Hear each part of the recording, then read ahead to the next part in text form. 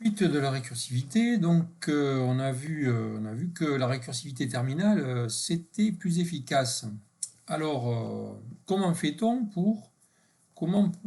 s'arranger pour avoir un algorithme récursif qui soit avec une récursivité terminale? Bon, en général, on y arrive à condition de rajouter des paramètres à la fonction.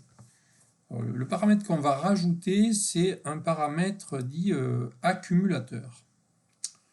Donc voilà l'exemple type, hein, celui qu'on ne peut pas éviter quand on parle de récursivité, c'est-à-dire la factorielle. Voilà la spécification factorielle classique, hein, factorielle de n. Si n égale 0, ça vaut 1, sinon ça vaut n fois factorielle n-1. Donc vous voyez que là, eh bien, c'est pas de la récursivité terminale, puisque la dernière opération qui va se faire, quand on va exécuter cette fonction, c'est un produit. Il faut calculer fac de n-1 et ensuite il faut encore le multiplier par n. Donc c'est pas à proprement parler de la récursivité terminale. Donc il faut transformer ça pour avoir vraiment une récursivité terminale. Ça se fait assez simplement. Vous voyez qu'on rajoute ici un accumulateur, une variable accumulatrice dans laquelle on va calculer au fur et à mesure des appels récursifs, on va calculer le résultat, c'est-à-dire la factorielle. Donc qu'est-ce qu'on va dire? Eh bien, on va l'initialiser avec 1, et puis on va dire que factoriel de n et de hack, c'est en fait factoriel de n-1 et de n fois hack. Donc vous voyez, j'ai décrémenté ici, je suis passé de n à n-1, et par contre là j'ai multiplié l'accumulateur par n. Alors attention, au début, il faut absolument penser à l'appeler avec un accumulateur qui vaut 1, parce que sinon, si vous mettez 0, vous multipliez tout par n'importe quoi par 0, ça fera toujours 0 à la fin. Donc il faut se méfier. Étant donné que c'est des produits, il faut ici mettre l'élément neutre pour le produit, c'est-à-dire 1. Donc vous voyez, il n'y a pas grand-chose qui change, il y a un paramètre de plus et ça fonctionne. Donc si on l'écrit, mais ça donne ça, hein. Ça, c'est aucune difficulté, puisque j'ai recopié la spécification, j'ai mis les returns, mais c'est tout. Hein. Donc, si n égale 0, return hack, et puis sinon, return fac2 de n-1 et de n fois. C'est-à-dire que quand on fait nos appels récursifs, évidemment, on diminue n, très bien. Quand on arrive à n égale 0, on a fait tous nos produits, puisqu'on les a fait au fur et à mesure, ici. Et donc, dans l'accumulateur, il y a le résultat. Et donc, à n égale 0, on renvoie l'accumulateur. Alors, cette fonction, quand on veut calculer la factorielle de n, ça veut dire qu'il faut lancer fac2 avec n et avec 1. Bon, alors voilà. Du coup, pour l'utiliser, il faut penser à mettre l'accumulateur à 1. Du coup, on peut créer une deuxième fonction, qu'on peut appeler comme on veut, mais qui sert à lancer la fonction fac2. On peut l'appeler lanceur de fac2. Donc, lanceur fac2 de n, ça va juste lancer la fonction fac2 avec la bonne valeur de l'accumulateur. Donc ici, il y a 1, quoi. Ok, donc c'est juste ça, hein. C'est juste pour penser à ici mettre bien le 1. Donc cette fonction, elle a juste cette utilité-là. Alors, je retourne.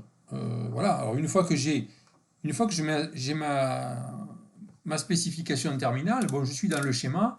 Si je veux, le schéma qui est au-dessus, hein, qui est là, si je veux dérécursiver, transformer en boucle, eh bien, j'applique, alors, le schéma il est un peu plus haut, hein, schéma général, j'applique le truc qui est là, et donc ça se fait facilement.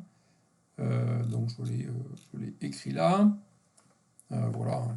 Donc, en fait, vous avez deux affectations qu'on peut faire en Python, puisqu'on peut les mettre dans une liste, on fait d'un coup, hein, pour vraiment coller au schéma qui est au-dessus, mais sinon on écrit deux lignes. Hein. Donc voilà, l'accumulateur, il faut le mettre à 1, justement, si on regarde.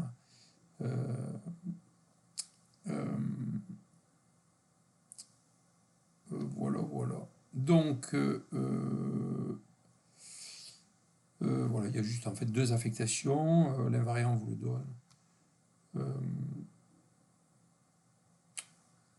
Bon, donc on peut on peut se transformer en appel terminal. Voilà, alors c'est pas toujours. Voilà, ça c'est. Je vous ai fait un exemple avec la factorielle. Bon, en gros, ça marche. L'idée c'est ça, mais évidemment, il va falloir l'adapter à chaque cas particulier.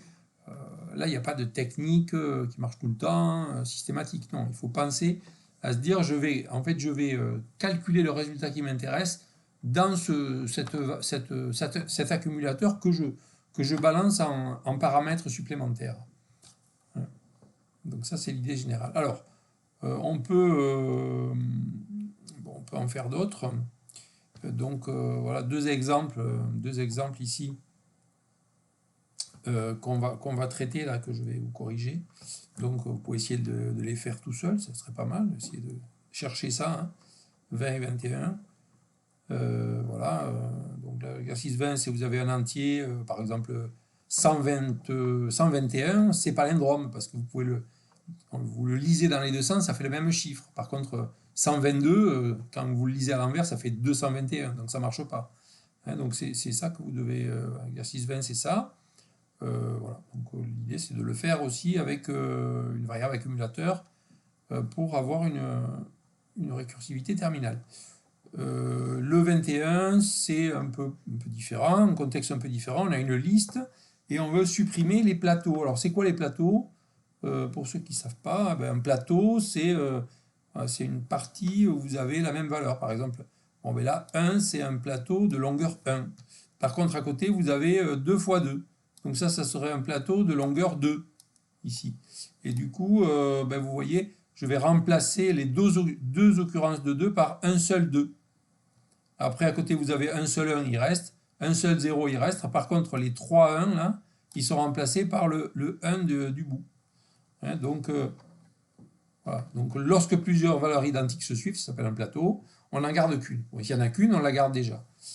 Voilà le truc que je vous propose.